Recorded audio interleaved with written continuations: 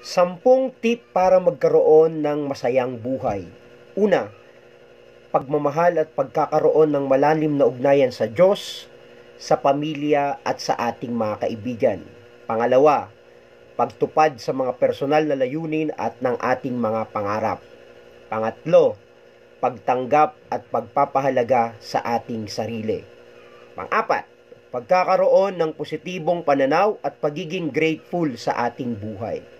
Panglima, pag-engage sa mga nakakapagpasaya sa mga gawain or ating hobby. Pang-anim, pagtulong at paglilingkod sa iba, lalo na sa mga nangangailangan. Pang-pito, pag-aalaga sa kalusugan at regular na ehersisyo. Pang-walo, pagpapahinga at pagbibigay ng oras para sa ating sarili. At pang-siyam, pagpapahalaga sa simpleng mga bagay at mga kaaya-ayang karanasan. At pang-sampu, pagtanggap sa pagbabago at pagharap sa mga hamon ng buhay ng may tiwala at determinasyon. Maraming salamat po.